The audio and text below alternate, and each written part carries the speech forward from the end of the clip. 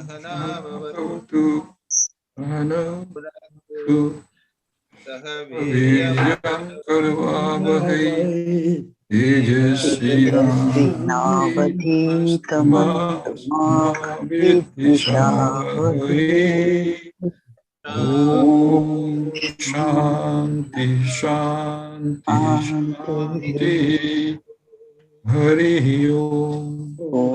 का टॉपिक है the power of divine name, भगवान के नाम की शक्ति, भगवान का नाम का जप इत्यादि, जो बहुत प्रैक्टिकली इम्पोर्टेंट है, वही विषय है।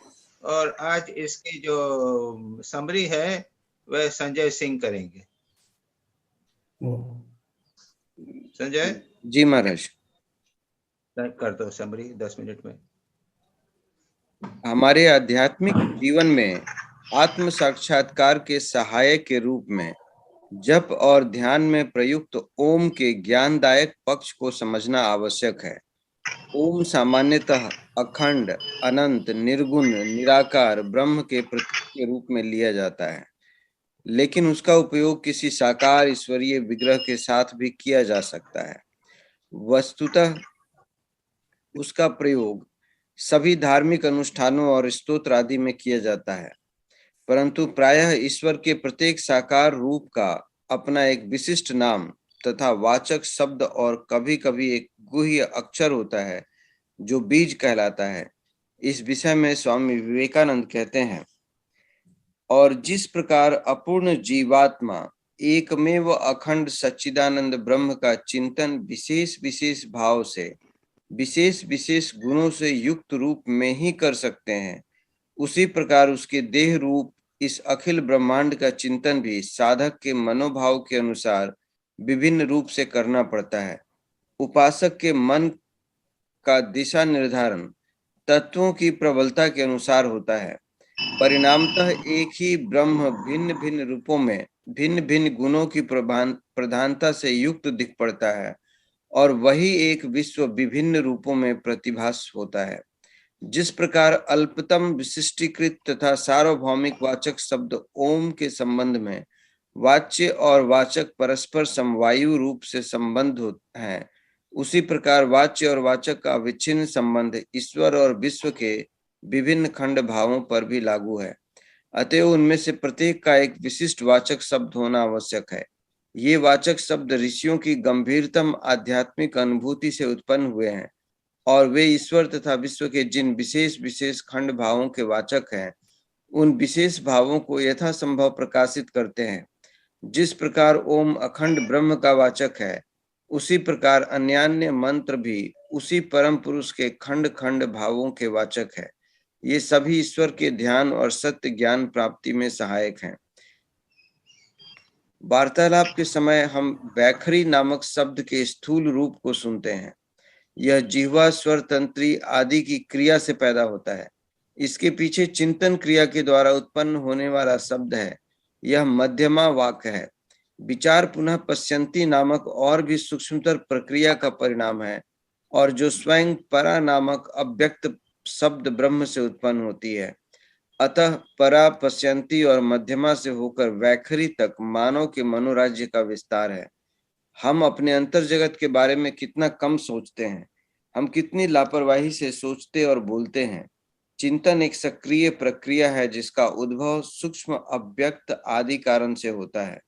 अशुभ चिंतन का प्रभाव गहरा होता है और वह हमारे समग्र देह मन को प्रभावित करता है। इसी तरह शुभ चिंतन हमारे व्यक्तित्व के गहनतर स्तरों को भी शुभ बनाता है। सामान्य चिंतन में हम मन के आध्यात्मिक धरातल के विषय में अनभिज्ञ रहते हैं, लेकिन मंत्र कहे जाने वाले विशेष विचार संकेतों द्वारा उस मौलिक स्तर पर पहुंचा जा सकता है। मंत्र के जप तथा उसके अर्थ की भावना से हम चेतना के सूक्ष्म से सूक्ष्मतर स्तरों पर पहुंचकर उच्च से उच्चतर आध्यात्मिक अनुभूतियां प्राप्त कर धन्य हो सकते हैं। ठीक से जप करने से जड़ प्रतीत होने वाले शब्द जीवंत हो महान शक्ति संपन्न हो जाते हैं। प्रत्येक मंत्र में यह शक्ति निहित रहता है। जब उच्च आध्यात्मिक पुरुष मंत्र का जप करता है तो उसमें यह शक्ति संचारित हो जाती है और वह चैतन्य हो उठता है। जब वे यह मंत्र शिष्य को प्रदान करते हैं तो यह शक्ति भी उसमें संचरित हो जाती है। विधि पूर्वक साधना करने वाले तथा पवित्र जीवन यापन करने वाले ही मंत्र की शक्ति का अनुभव कर सकते हैं। मंत्र का शाब्दिक अर्थ है जो मनन द्वारा जीव का त्राण करे। मननायत त्रायते इति। मंद बुद्धि वालों के लिए मंत्र केवल शब्द अथवा संकेत मात्र है, लेकिन उच्च साधक की दृष्टि से वह गंभीर आध्यात्मिक अनुभूति प्रदान करने वाला महान शक्ति संपन्न घनीभूत विचार है। मंत्र के यथायथ जप से उच्चतम ज्ञानालोक और मुक्ति प्राप्त की जा सकती है। शब्द का अनुसरण करते हुए योगी साकार दिव्य दर्शन प्राप्त करता है और उसके बाद समस्त शब्दों का अतिक्रमण कर परमात्मा तक पहुंचता है। मंत्र विभिन्न प्रकार के हैं। गायत्री मंत्र अति प्राचीन और प्रसिद्ध मंत्रों में से एक है।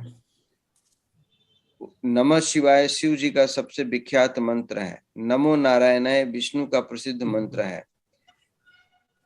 हरे राम आदि तथा श्री राम जय जय राम का जप लाखों हिंदू करते हैं।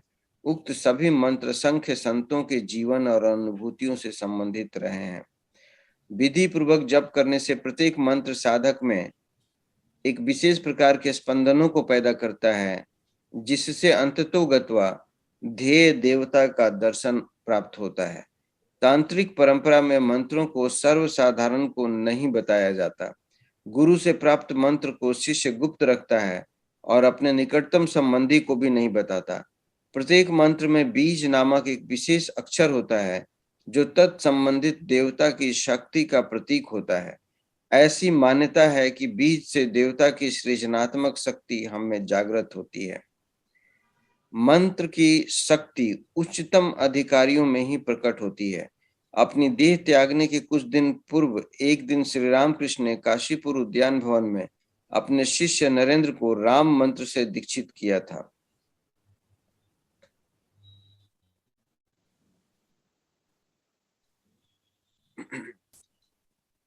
स्वभावतः महान आत्म संयम संपन्न नरेंद्र में इसके आश्चर्यजनक परिवर्तन हुआ। इस बार उनकी भाव अवस्था हो गई और वे भगवान का राम राम नाम उत्तेजित और उच्च स्वर में जपते हुए भवन का चक्कर लगाने लगे। उनकी बाह्य चेतना प्रायः लुप्त हो गई और उन्होंने सारी रात इसी तरह बिताई। जब श्री रामकृष्ण को इसकी सूचना दी गई तो उन्होंने केवल इतना ही कहा, उसे यूं ही रहने दो, कुछ समय बाद वह सामान्य हो जाएगा। प्रत्येक शब्द हमारे मन में उठ रहा है, किसी भाव अथवा इच्छा को व्यक्त करता है।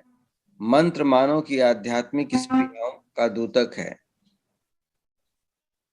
जिस प्रकार बोला या सुना गया एक सामान्य शब्द हम में किसी भाव अथवा कामना विशेष को पैदा कर सकता है, उसी प्रकार मंत्र हम में प्रसुप्त आध्यात्मिक प्रवृत्तियों को जागृत कर सकता है।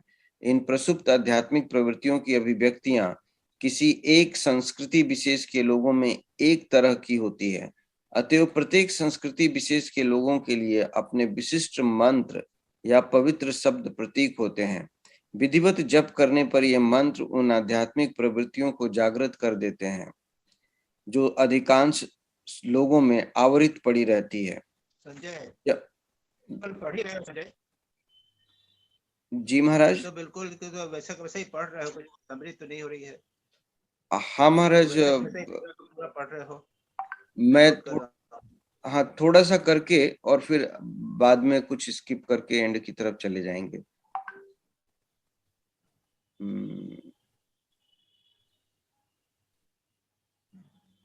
अतएव विशिष्ट संस्कृति विशेष के लोगों में के अपने विशिष्ट मंत्र या पवित्र शब्द प्रतीक होते हैं।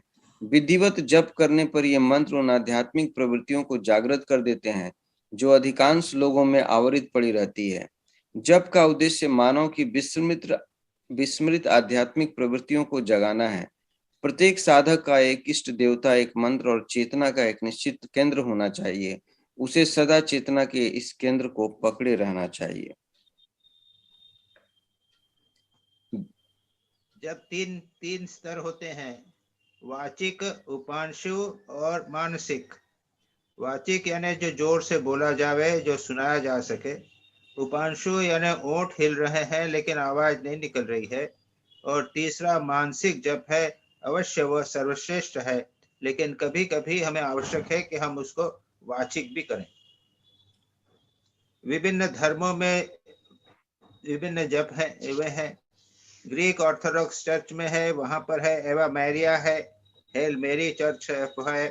उसके बाद में उसमें वे ऑफ ए पिलग्रिम नामक एक पुस्तक है, उसके अंदर लॉर्ड जीसस है, मर्सी ऑन मी, इस मंत्र का जप करने की बात कही गई है। इस्लाम और सूफियों में भी कई प्रकार के मंत्र हैं। अल्लाह या अली का जप किया जाता है, और वहां तो कहते हैं, अल गजाली ने कहा है कि अल्लाह और अली का मंत्र करते करते क्या होगा, धीरे धीरे सब रुकता, अल्लाह अल्लाह करते करते अंत में जाकर अगर वो करता रहे तो वो सब रुक जाएगा, और उसके बाद में वो शब्द जो है वो गायब हो जाएगा, और उसके बाद में उसे परमात्मा का साक्षात्कार होगा। बौद्ध धर्म में भी महायान बुद्धिज्म के अंदर भगवान के नाम का अमिताभ बुद्धा, अमिताभ बुद्धा, अमिताभ बुद्धा, बुद्धाय, ये सब नाम है, वो नमो अमिताभ बुत्सु ये शब्द हो जाता है, और उसको कंटिन्यूअसली जप किया जा सकता है। उसके बाद में अन्य सूत्रों में भी इस प्रकार की बात कही है। हिंदू धर्म में जप का महत्व उसके बाद में महाराज लेते हैं। वे कहते हैं शैव और वैष्णव धर्म में अलग अलग मंत्र हैं। तुकाराम का उन्होंने एक संगीत भजन है उसकी बात कही है। गुरु नानक मंत्र की बात करते हैं, और गुरु नानक चैतन्य महाप्रभु तो कहते ही है, नामे रूपी रुचि जीवे दया वैष्णव पूजन। तो इसके प्रकार से सभी धर्मों में भगवान के नाम का दर्शन की बात कही गई है। श्री राम कृष्ण भी जब कहते हैं कि श्री राम कृष्ण का कहते हैं जप करो, नाम नामे रुचि जीवे दया वैष्णव पूजन तो है ही। उसके बाद कहते हैं कि नाम का जप करना चाहिए मौने बोने कोने, नाम में एक मन से करना चाहिए, एकांत में करना चाहिए। और वे कहते हैं कि जिस प्रकार से एक पानी में है तो उसको बांधने के लिए एक चेन है जिससे वो बंधी हुई है, तो उस चेन की एक एक लिंक श्री राम कृष्ण उस एक एक लिंक को भगवान का नाम बताते हैं। नाम मानो एक एक कड़ी है, हम भगवान तक पहुंचते हैं। मास के बाद में उन्होंने मास शारदा की बात भी कही है। फिर उसके बाद में ब्रह्मानंद जी क्या कहते हैं, ब्रह्मानंद जी कहते हैं श्री राम कृष्ण के शिष्य, उन्होंने कहा जब जब कभी कंटिन्यूअसली जब करते जाओ, सदा हमेशा कर्म कर्म करते हुए भी जब करना है। नाम का चक्र जो है वो सदा हमारी एक्टिविटी कर्मों के बीच में करते रहना चाहिए। इस प्रकार से महाराज कई बात करते हैं, और उसके बाद में कुछ व्यवहारिक सुझाव उन्होंने दिए हैं। व्यवहारिक सुझाव में दिया है उन्होंने कि पहला ये है कि उन्होंने क्या है कि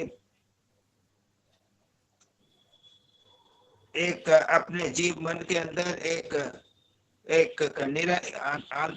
आंतरिक संगीत बनाओ, महत्व बना रखना चाहिए। दूसरी महत्वपूर्ण बात वे फेथ के ऊपर कहते हैं, श्रद्धा को बहुत महत्व दिया है। उसके बाद उन्होंने कहा है कि सेंटर ऑफ कॉन्शियसनेस, तीन बातें कही हैं प्रत्येक व्यक्ति के पास चाहिए, एक नाम चाहिए, एक इष्ट चाहिए, और एक सेंटर ऑफ कॉन्शियसनेस चाहिए। और हमेशा कहते हैं कि जब करते समय ध्यान रखो कि कभी नींद ना आवे, स्वप्न अपने ड्राउजी नहीं बनना चाहिए, कभी ड्राउजी नहीं हो जाए, निद्रा का भाव नहीं हुआ। और सदा जब करते करते ये सोचो कि हमारे मन जो शरीर जो है वो धीरे धीरे पवित्र हो रहा है। जब टेंशन होवे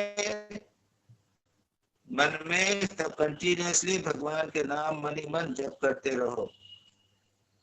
इसके साथ में महाराज यतीश्वरानंद जी महाराज रिदमिक ब्रीदिंग, बराबर अच्छी तरह ब्रीदिंग करने के बाद भी वो महत्व करते हैं, धीरे धीरे सांस लेना इत्यादि। और मंत्र और उसका एक अर्थ है, उसके बीच में हमें क्लियर आइडिया होना चाहिए। मंत्र जप करते ही हमारे मन में अर्थ का उदय होना चाहिए। और जब जो है वह उसके बाद में इस प्रकार से उन्होंने बहुत सारे सजेशंस भी, विचार भी इस पुस्तक में, सब प्रैक्टिकल सजेशंस में उन्होंने किए हैं, और अंत में जप का जो महत्व है उसको कह के ये आर्टिकल समाप्त किया। तो ये बहुत अच्छा आर्टिकल है, मैं समझता हूँ कि आप लोगों ने उसको पढ़ा होगा। अब हम प्रश्न करें, ठीक है? सबसे पहले इतु घोष, इतु आचो। जी जी, प्रणाम महाराज। इतु जी मैं हूँ। तुम्हारे प्रथम तुम्हारे हाँ हाँ बोलो। हाँ, मेरा तुम्हारा पहला सबसे प्रश्न पहले है, my first question is, should we follow whatever our guru has taught us to start with the japa process, because guru is taking an important role in this process? So this is the question. Why should that question arise? Because this when we question are does not arise. Because the second question No, is, you have to follow. No, guru must be followed. Okay. The question of following or not following does not arise. Okay, means in you the must beginning. follow what Guru has told. Okay. Yes, in the beginning. Okay. Okay. गुरु ने सब लिखाया है, कैसे बैठना है, प्राणायाम करना है, जप करना जी, है। जी। आपको इंस्ट्रक्शन मिलती है कि नहीं मिलती दीक्षा के समय? जी मिलती है ना इंस्ट्रक्शंस, उसके अंदर है ना सब डिटेल्स। जी, उसको फॉलो करो। जी वो तो प्रॉब्लम है। क्यों? Why do you ask these questions? Must not be asked these questions. Okay, और second question है, while doing japam in mind, one only thinks of Ishta Devata, but Guru connects devotee to our Ishta Devata. So is there something missing which we should follow? Means जब no. You see, पता नहीं आपको लेकिन हमारे controls की जब बैठो ध्यान करने के लिए तो अपने हृदय में भगवान, अपने इष्ट देव का ध्यान करो, और अपने सिर में गुरु का ध्यान करो। उसके बाद में वो गुरु को इष्ट देवता के अंदर विलीन कर लो। जी जी, नहीं शुरू में भले गुरु का ध्यान करो, लेकिन उसके बाद में इष्ट देवता में विलीन कर लो।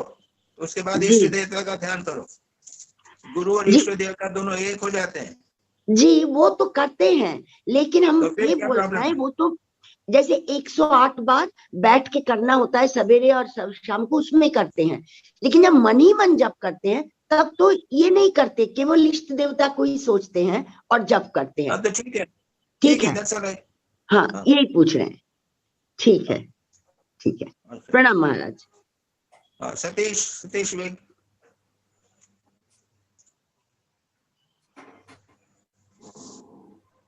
प्रणाम महाराज। बोलो। महाराज एक मिनट। Maharaj, my first question is, ये जो है, what are the common spiritual tendencies of a particular cultural group? इसमें पेज 405 में है, there are common latent tendencies are common to a people of particular cultural group. ये किस टेंडेंसीज की बात करें महाराज? नहीं, ऐसा है कि भाई जो लोग जैसे क्रिश्चियनिटी पे है, तो क्रिश्चियनिटी में जब मंत्र है लॉर्ड जीसस है मर्सी ऑन मी, तो जीसस क्राइस्ट का चिंतन करेंगे। और वहां पर जो कल्चरल ग्रुप है क्रिश्चियनिटी में, ये आदर्श है कि जीसस की, ईसा मसीह की तरह जितनी हमको सफरिंग होगी उतना बहुत महत्व की बात है। ईसा मसीह को क्रूस में युद्ध किया गया था, तो सेंट फ्रांसिस ऑफ असिसी ने भी अपने जीवन में बहुत कष्ट सहन किया। तो यह प्रत्येक कल्चर की अपनी अपनी एक विचारधारा होती है, अपना अपना आदर्श होता है। That is the point. इस्लाम के लोग दूसरे प्रकार से सोचेंगे, हिंदू लोग दूसरे प्रकार से सोचेंगे।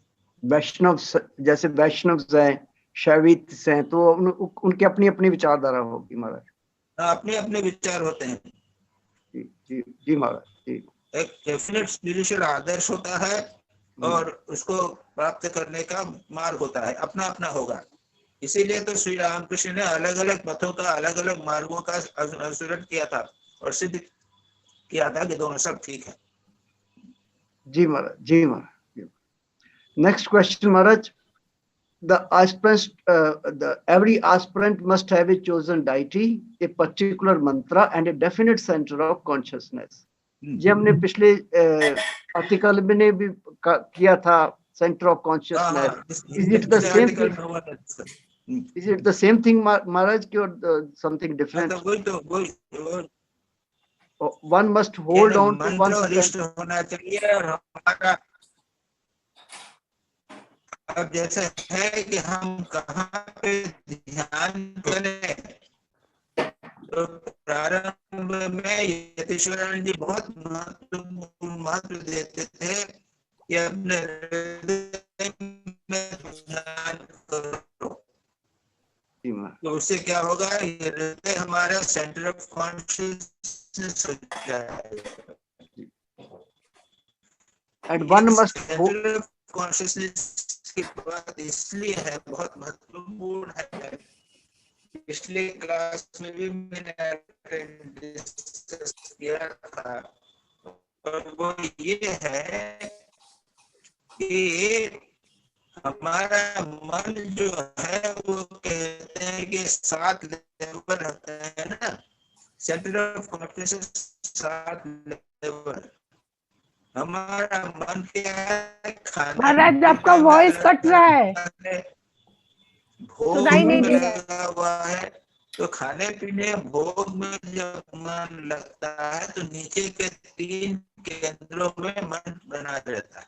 महाराज सुनाई नहीं दे रहा है। उसके बाद में हम हृदय में जब आता है मन, तब हम थोड़ा सा हायर इंटरनेट ठीक नहीं है शायद। प्रारंभ कर रहे।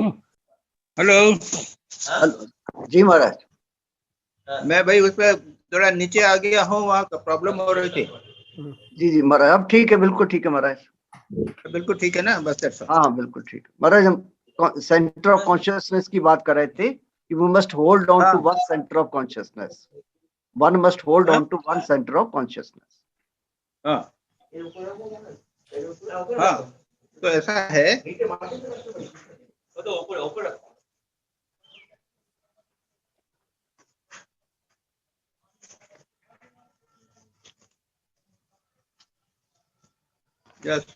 सतीश, हाँ जी जी, ऐसा वन है मस्ट, ठीक है। Point is hold of, there are 2 ways in which that is done।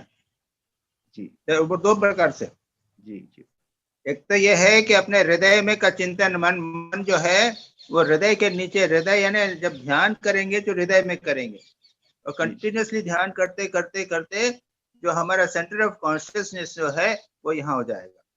Second चीज है कि भगवान का चिंतन या आध्यात्मिक चिंतन हमेशा करते रहो, अन्यथा अगर सांसारिक चिंतन करोगे तो नीचे के सेंटर ऑफ कॉन्शियसनेस में मन चला जाएगा। जी जी जी महाराज। तो इनका मेन आदर्श बात यह है कि hold on to centre of consciousness is a continuously think of God, that is the main. जी जी, तो मन को महाराज हम जो जब हम कहते हैं ना कि मन को हमेशा ऊपर रखो, अपने मन को हमेशा ऊंचा रखना चाहिए। जी जी, तो ऊंचा रखने का अर्थ क्या हुआ?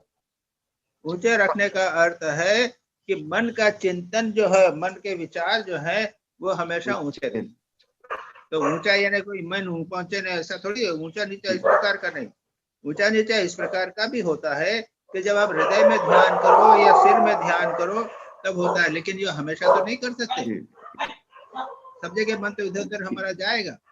तो जब मन इधर उधर जाएगा तो सर्वत्र सदा संभव, हर संभव मन जो है, विचार जो है वो उच्चतर विचार रहे हमारे मन में। That is the point. जी जी ठीक है जी महाराज। महाराज एक मिनट महाराज, इसमें मेरा एक सवाल है। इसमें आगे लिखा हुआ है महाराज, इसमें आगे लिखा हुआ है every mantra has a different centre of consciousness. इसका मीनिंग क्या है? Every mantra has a different centre of consciousness.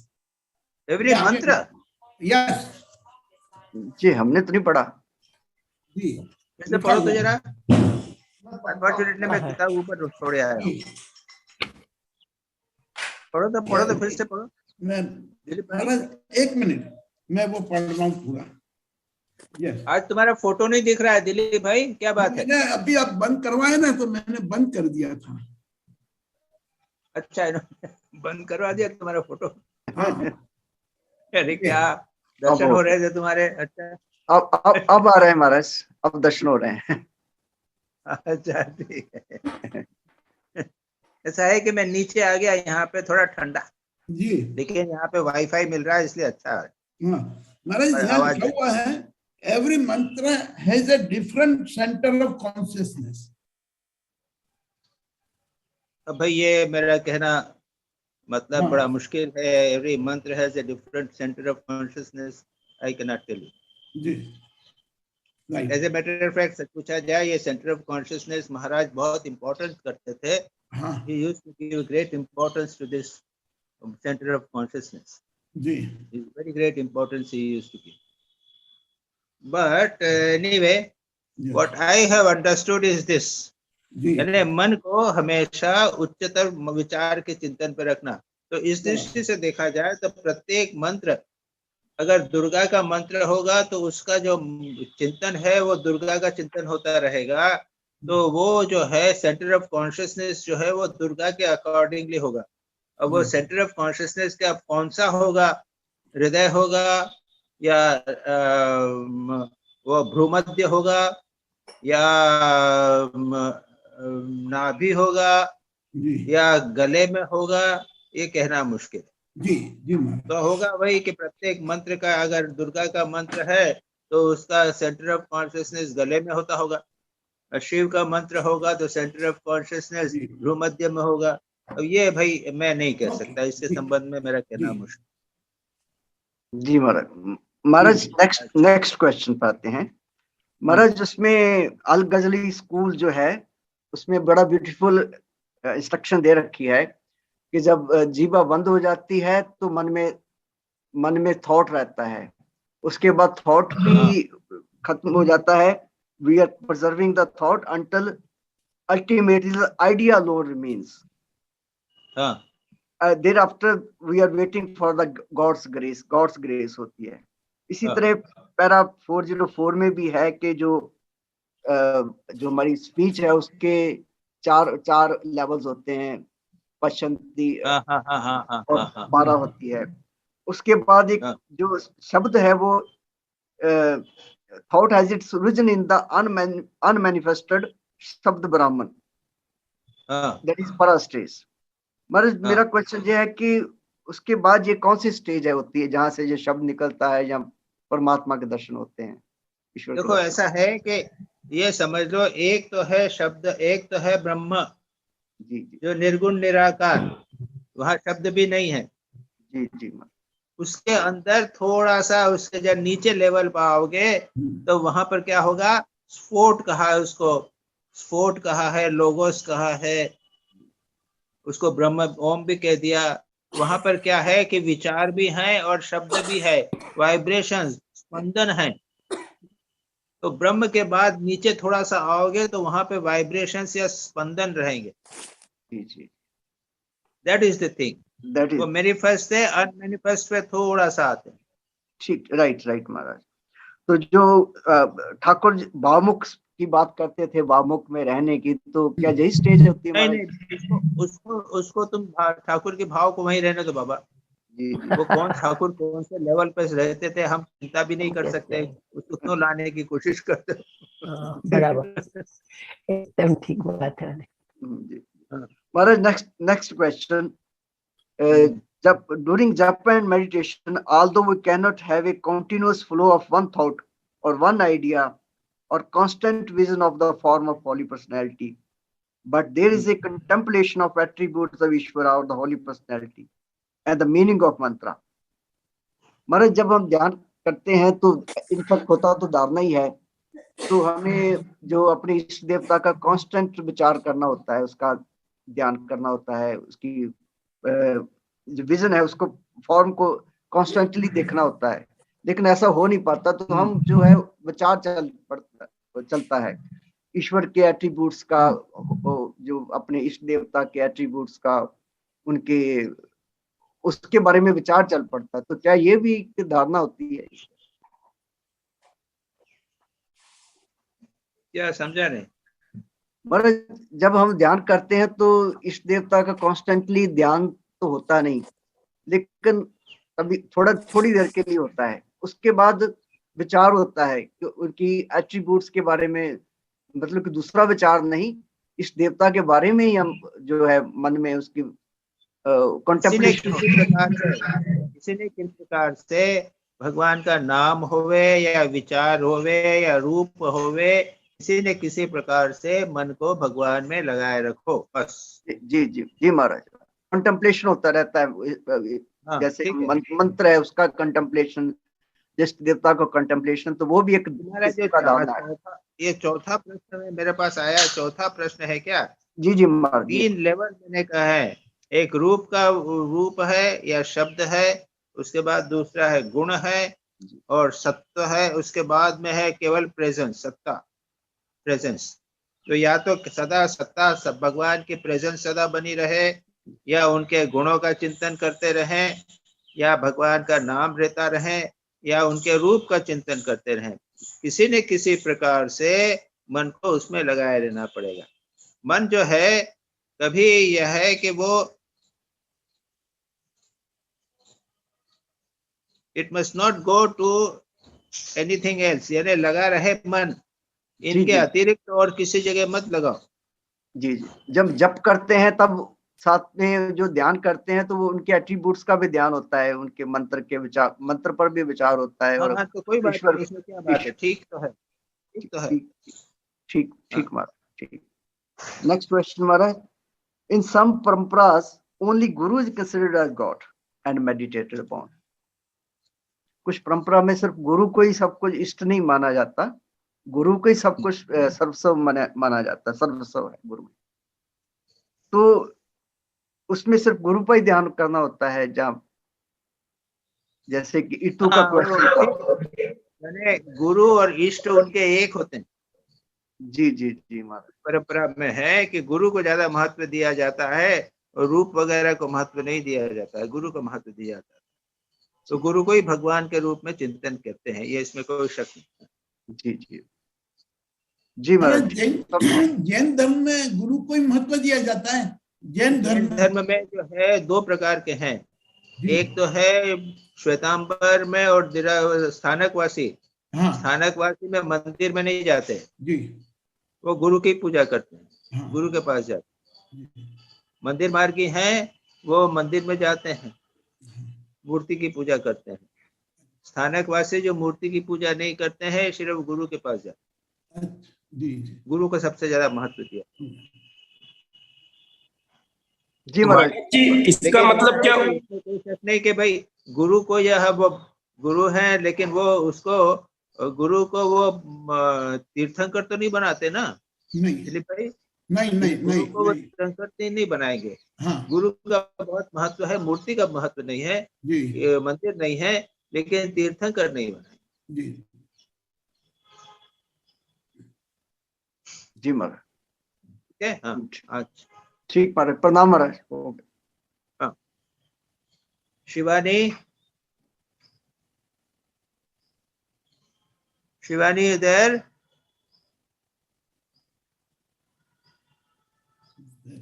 Shivani जी महाराज प्रणाम। हाँ भाई बोलो। हाँ महाराज, मेरा क्वेश्चन है, as we took initiation, so we should chant only Guru mantra every time and always instead of any other mantra? तो क्यों, डेफिनेटली ठीक है। डू इट ऐसे गुरु ने इंस्ट्रक्ट किया वैसे करो। जी महाराज। अब तो सैकड़ों मंत्र हैं, सैकड़ों मंत्र में से ये गुरु दीक्षा का उद्देश्य यही है कि कम से कम हमारा मन एकाग्र हो जाए एक मंत्र में। जी, नहीं तो आज राम करेंगे, दूसरा कृष्ण करेंगे, एक दिन वासुदेव करेंगे, उसी दिन ओम करेंगे। इसको भगवान गुरु ने कहा कि भाई सब मंत्र के अंदर से एक मंत्र ले लो, तुमको मैं दे रहा हूँ, राम कृष्ण मंत्र लो, या फिर किसी को ओम दे दिया, किसी को राम दे दिया, बस ये सब मंत्र, बाकी सब मंत्र है उसी के अंदर आ गए। ठीक है। और ऐसा है कि वो दूसरा क्या है, लिमिट, मैक्सिमम लिमिट कुछ नहीं है, मिनिमम 108। जी, ये भी तो गुरु ने कहा होगा। हाँ हाँ बिल्कुल। ठीक। हाँ महाराज, नेक्स्ट क्वेश्चन है, as our in our Guru mantra, Om is present. So separately also we should chant Om. और क्यों करना है सेपरेटली? तो बोला है क्या उनको? तुमको बोला है कि सेपरेटली ओम करने की बात कही है क्या? नहीं, just out of curiosity I am asking the question. नहीं, ओम नमो भगवते वासुदेवाय, ये मंत्र है। ओम नमः शिवाय है जी, तो इसमें तो मंत्र के साथ ही ओम है। ओम नमो भगवते वासुदेवाय में ओम भी है और नमो भगवते वासुदेवाय भी है। शिव जी का मंत्र है, नमः शिवाय भी है और ओम भी लगा हुआ है, तो ओम साथ में मंत्र होगा, तो अलग से करने की जरूरत नहीं है, मंत्र के साथ में है ही तो। And Maharaj, another question is like different mantras for different purposes. We should chant all these as you have already made it clear, or as per need or requirement. कौन से दो अलग अलग मंत्र, कौन से अलग अलग टाइम के हैं, मेरे को तो मालूम नहीं। महाराज यही जो आप बता रहे थे अभी, ओम वासुदेवाय भगवते नमः, इस तरह से ओम नमः शिवाय, और देवी के मंत्र होते हैं जैसे, या जैसे हवन वगैरह घर में होता है या कुछ, तो उसमें कुछ और होता है। नहीं, वो हवन के टाइम हवन का मंत्र करोगे, हमेशा थोड़ी करोगे। हवन के टाइम हवन का मंत्र करोगे, ठीक है। तो शिव जी की पूजा होगी तो शिव जी का मंत्र करोगे, ठीक है। अगर मतलब घर में आप राम जी की पूजा करोगे तो उसके मंत्र करोगे, तो वो तो केवल उसे पूजा के समय की करना है, बाकी थोड़ी करना है। ठीक है। उसके अलावा तो कोई आवश्यकता नहीं है मंत्र की। ठीक है। ऐसा ही कह रहे हो ना कि विशेष पूजा के समय, तो विशेष पूजा के समय तो पंडित भी जानता है क्या मंत्र करना, पंडित पे छोड़ देना। ठीक है महाराज। महाराज वैसे तो अभी आपने क्लियर कर ही दिया सब, कि जैसे मैंने एक क्वेश्चन और पूछा था इसमें कि जो मदर हैं वो भी यही कहती हैं कि हैव फेथ ओनली ऑन गुरु मंत्र। सो फर्स्ट क्वेश्चन में ही आपने उसका आंसर दे दिया कि we should chant only our guru mantra every time. नहीं, वो तो ठीक है। वो गुरु ने जो माँ, उसके बाद में चौथा प्रश्न था वो समझ में नहीं आया, और पांचवा प्रश्न में है माँ ने ये कहा है, तो अब फेथ का मतलब तो गुरु मंत्र में है ना। तो अब वो फेथ से उसका और क्या संबंध है?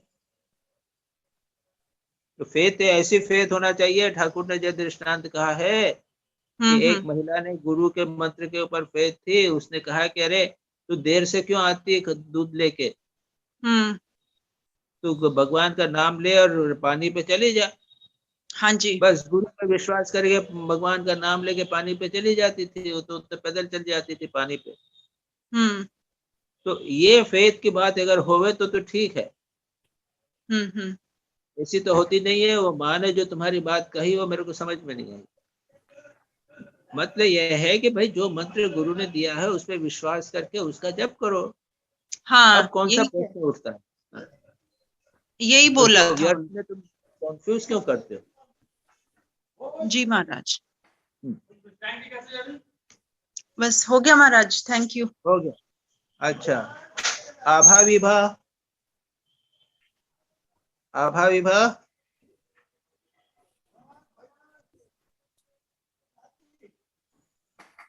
आभा विभा, तुम्हारा अनम्यूट करो। हाँ हाँ सुनो। हाँ हाँ सुन रहे तो विभा? हाँ हाँ स्वामी जी। हाँ जी स्वामी जी। जी स्वामी जी। तुम्हारा है मंत्र के या उसके वाणी के 4 स्तर, वाणी के 4 स्तर के बारे में प्रश्न है ना? जी जी जी स्वामी जी। हेलो। हाँ हाँ हाँ जी स्वामी जी। जी स्वामी जी। सुन रहे हो तो? हाँ हाँ जी स्वामी जी। जी स्वामी। वैखरी तो हुआ, मुंह से मैंने बोला और कान से सुना, ये जो हुआ ये तो विषय हो गया, एक सेंस ऑब्जेक्ट हो गया ना, ये हुआ वैखरी। ठीक है आभा? जी स्वामी जी। अच्छा अच्छा, परा क्या है? परा की अभी चर्चा की, ब्रह्म के साथ एक, ब्रह्म के बाद में जो स्पंदन चालू हुआ वो हुआ परा। अच्छा जी समझ गए। ठीक है, हाँ तो उसकी हम जी, कल्पना नहीं कर सकते, वो तो शब्दातीत हो गया। हाँ। अब बचे दो बीच में, मध्यमा। मध्यमा क्या है? हाँ। तो शब्द मुंह से निकला नहीं, लेकिन मनी मन मेरे हो रहा है। अच्छा। मैं मनी मन चैंटिंग कर रहा हूँ ना। हाँ मनी मन में मंत्र जप रहा हूँ। हाँ। मैं बोल नहीं रहा हूँ किसी मंत्र को। मुझे तुमसे बात करनी है तो मैं मनी मन एक वाक्य बोल रहा हूँ, मनी मन बोल रहा हूँ। मनी मन सोच रहा हूँ कि मैं कल मेरे को प्रवचन में ये विचार बोलने पड़ेंगे। ये मनी मन मेरे जो विचार उठते हैं, वाणी जब मन में बनती है लेकिन वाक में अभिव्यक्त नहीं होती, तब इसको कहते हैं मध्यमा। ठीक है जी। हुआ क्लियर कि नहीं? हाँ हुआ समझे। अच्छा, और जब केवल विचार के रूप में होती है, जैसे बच्चा है, तो बच्चे को खाना खाना है तो ये विचार मन में आया, उसको अभी वाणी सीखी नहीं है उसने। माँ माँ आ ओ बोलता है, लेकिन बहुत सारी चीजें वो समझता है। माँ को पहचानता है, आ बोलता है तो माँ समझ जाती है कि इसको भूख लगी है। मन में उसको भूख खाने की इच्छा हुई, विचार उठा, लेकिन उसने वाणी का रूप नहीं लिया, मन में भी वाणी का रूप नहीं लिया। ये हुआ पश्यंती। तो पहला है जब वाणी पूरी तरह व्यक्त हो गई, वह हुई वैखरी। जब वाणी मन में बनी रहती है तब वह हुई मध्यमा। वाणी जब विचार के रूप में रहती है तब पश्यंती। और वाणी इन सभी से परे जब ब्रह्म के साथ बनी रहती है तब उसको कहते हैं परा। जी समझे। ठीक हुई? जी समझे, हो गया क्लियर। हाँ ओके। हाँ जी क्लियर हुआ? जी समझे अगर क्लियर। तुमसे पूछे तो तुम समझा, आप अगर फिर से तुम लोगों से पूछे तो समझा सकोगे? हाँ जी समझे। कुछ महाराज जी हाँ? एक चीज पूछे महाराज जी। हाँ महाराज जी ये पढ़ा है, ये क्या साइलेंस है? पढ़ा इस पढ़ा जो भी है, पढ़ा जो तुम बताया आपने, ये दिस इज साइलेंस। ये चुपचाप चुप जाता है। सुनाई नहीं दे रहा है, सुनाई नहीं दे रहा है। मैं बोल रहा कि जो पढ़ा जो आपने बताया ना last stage, is it silence? एकदम चुप, इज इट साइलेंस? मैं लगता भाई पढ़ा जो पढ़ा जो स्टेट ऑफ पढ़ा स्टेट क्या साइलेंस स्टेट को बोलते हैं? साइलेंस। हाँ silence, silence, it is silence, it is beyond thought. मतलब चुप हो जाते हैं, आदमी चुप हो जाता है बिल्कुल। आदमी की बात छोड़ दीजिए, ये आदमी के परे की बात है। हाँ जी समझे। आदमी के भी परे की बात है। That means when you understood Brahman, you become silent, totally silent. कोई आवाज you may say like that. No, it is not a question of you. It is not a question of you. It is not, you don't confuse the two things. ये तो आप साधना की बात कर रहे हैं, मैं ये नहीं कर रहा हूँ। वाणी जो है, वाणी की बात हो रही है। ओ अच्छा समझ में आ गया। अच्छा don't mix up with साधना। अच्छा ओके। महाराज हमको कहा गया जैसे कि मुंह से जप करिए और कान से सुनिए, तो ये वैखरी में ही होगा ना? ये वैखरी होगा। हाँ मुंह से सुनेंगे, बोलेंगे, और कान से सुनेंगे तो वैखरी होगी। वैखरी होगा, पर मानसिक जप में नहीं होगा। मानसिक जप में नहीं होगा। हाँ जी। दिलीप भाई जी प्रणाम महाराज। क्वेश्चन 1, अब जरा आप दिखाई दे रहे हो। आपने तो बंद कर दिया था और उसके बाद में अंधेरा भी हो गया था। आज आपका चेहरा आप चमक रहा है, बोलिए। What is बीज मंत्र? Om is the only and main बीज mantra. With other mantras, it is necessary to affix or prefix Om. Further, it is written in the article Om represents the akhand and the others are khand. What does it mean? इसका meaning क्या होगा? ठीक है ठीक है ठीक है, समझ गया जी। अच्छा, बीज का मतलब आप समझते हो दिलीप भाई? बीज तो समझते हो? हाँ, बीज समझ। सीड, एक बीज, चने का बीज तो समझते हो? हाँ जी जी। गेहूं का बीज समझते हो ना? हाँ। वो एक बीज के अंदर चने के एक बीज में चने का सारा पेड़ विद्यमान है, तो ना जी बिल्कुल। एक पीपल का छोटा सा बीज है ना? हाँ। तो बीज क्या है? ऐसी छोटी चीज जिसके अंदर बहुत सारी चीज निहित है, वो अभिव्यक्त हो सकती है, मैनिफेस्टेशन की पावर जिसमें होती है, इसको बोलते हैं बीज। ठीक है, बराबर, बिल्कुल समझना है जी। ओम जो है, ओम एक छोटा सा, अब दिलीप शब्द है जी, तो अब दिलीप शब्द में कितनी चीजें हैं बताओ? ये दिलीप में तुम्हारा सारा जीवन, तुम्हारा सारा गुण, सारे कार्य सभी तो विद्यमान है ना? हाँ जी जी। एक हम आपके सारे बायोग्राफी लिख के उसके ऊपर लिख दें केवल दिलीप शाह, ये दो शब्द पे है ना सारी बायोग्राफी, और सारे आपके गुण एक शब्द में आ गए तो यस जी महाराज। तो एक दिलीप शब्द में कितनी चीज भरी हुई है, हाँ है कि नहीं? ठीक है जी महाराज, बस बहुत क्लियर। उसी प्रकार कहते हैं ये ओम जो है, हाँ, वो ऐसा शब्द है कि इसके अंदर सारा ज्ञान विद्यमान। ओम इति एकाक्षरम ब्रह्म, ये एक अक्षर जो है वह ब्रह्म है। सर्वम ही एतद् ब्रह्म, इसमें अ उ म, अ शब्द जो है वो जागृत अवस्था का प्रतीक है, उ शब्द है वो स्वप्नावस्था का प्रतीक है, म शब्द जो है वो निद्रा अवस्था का प्रतीक है। हमारी तीनों अवस्थाओं में जो भी अनुभव होते हैं सब ओम में, उ अ उ म में है, और उसके परे भी जो है वो भी ओम करते हैं उसमें हो जाता है। तो एक छोटा सा ओम शब्द है, वो कितना बड़ा बीज मंत्र हो गया। समझ गए दिलीप भाई? जी महाराज। अच्छा, अब उसके बाद में छोटे छोटे बहुत सारे मंत्र हैं, क्रिंग रिंग, ये है छोटे मंत्र, उसमें सारा का सारा मंत्र नहीं है ओम का। अच्छा। आधा मंत्र है, जरा सा मंत्र है। ठीक है जी, क्या बड़ा अच्छा, ये बीज मंत्र समझ में आ गया? तो हाँ, बीज मंत्र समझ में आया। अब अगर एक दुर्गा का शब्द होगा तो क्या? दुर्गा बोला शब्द, हाँ। लेकिन हमारे शास्त्र का कहते हैं कि क्लिंग, क्रिंग, ऐसे बहुत सारे छोटे छोटे मंत्र कर दिए अलग अलग। ठीक है तो जी, तो ये छोटे मंत्र को भी बड़े मंत्र की साथ लगाना पड़ता है क्या? इसे नहीं, नोट करना नहीं पड़ता,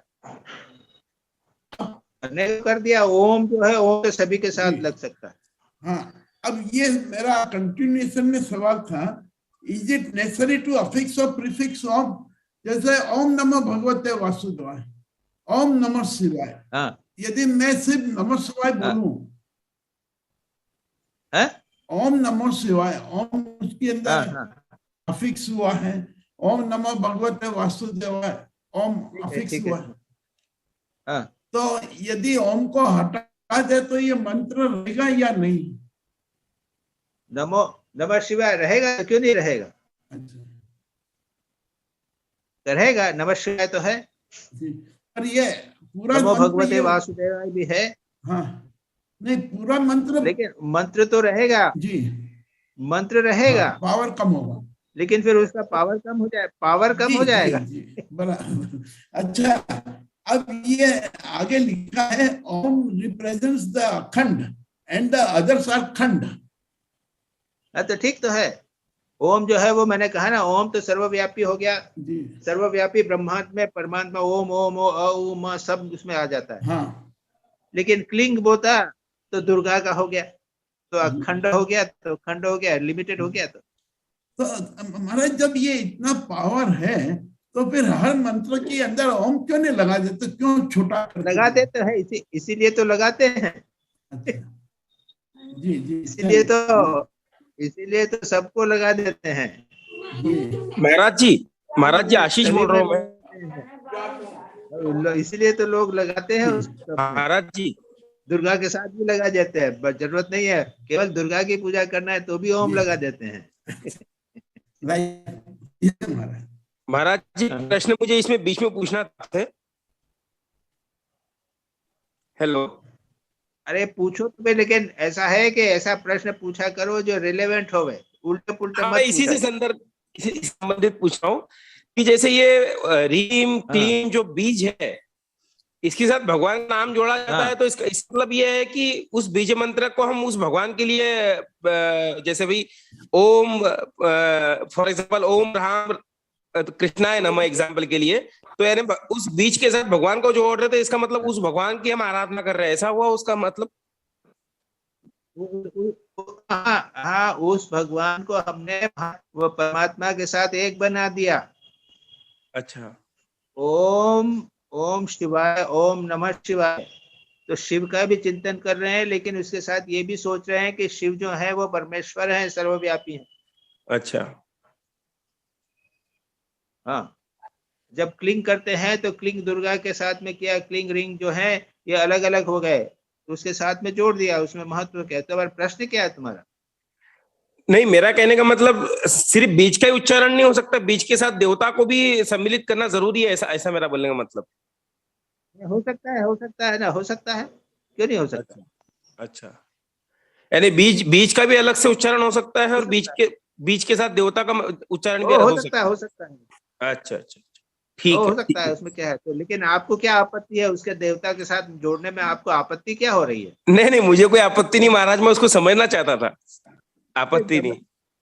अरे जबरदस्ती आपत्ति क्यों उठा रहे हो भाई? ठीक है महाराज, चलो। Now my next question is, the paragraph which begins with Sabda on page number 403, can it be compared with the anatomy which is taught in medicine? महाराज ये जो 403 के पेज पे एनाटॉमी कहाँ पे आई है? तो महाराज जैसे ये बताया है कि what we hear is only the gross from the sound called Vikari.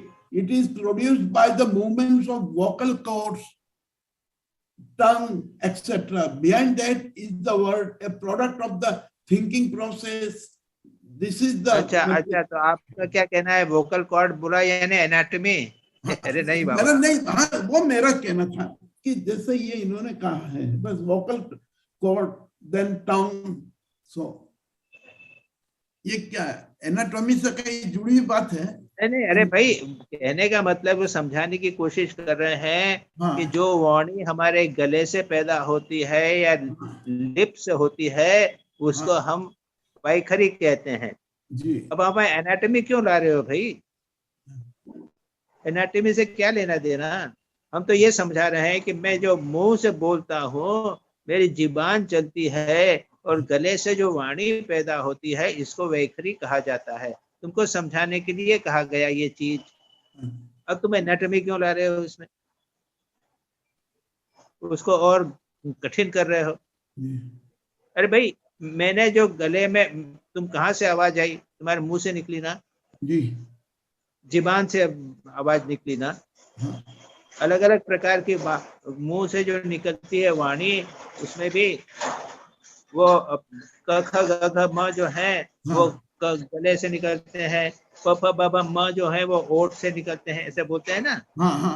4-5 प्रकार के हैं। यही बात कह रहे हैं महाराज। जी जी जी। तो एनाटॉमी क्यों ला रहे हो? जी नहीं महाराज। Now my third question is, unless with proper pronunciation of mantra with lay, the mantra is not going to give desired effect. This is written basic. जैसे हाँ, अब इसमें मेरा ये सवाल है, जैसे मेरा सवाल मैं बता दूं महाराज कि हर एक स्टेट में बोलने के प्रोनाउंसिएशन में फर्क आता है, या अंग्रेजी में इसका फर्क अलग कर दिया गया है, तो क्या इफेक्ट इसका प्रॉपर नहीं आएगा? And what is the proper pronunciation? Who will decide? देखो भाई, ऐसा है कि प्रॉपर प्रोनाउंसिएशन तो होना चाहिए। हाँ। अब जो अशोक भाई के जगह अशोक भाई करेंगे, हाँ अशोक भाई की जगह अशोक भाई करेंगे। जी। हाँ, अब भगवते गुजरात बंगाली लोग जो है ना, भ को ब कर देते हैं। हाँ, वो सब ठीक नहीं है। वो मेरा पूछना था। वो ठीक नहीं है। वो क्लियर होना, जैसा होना चाहिए वैसा होना चाहिए। This is very important.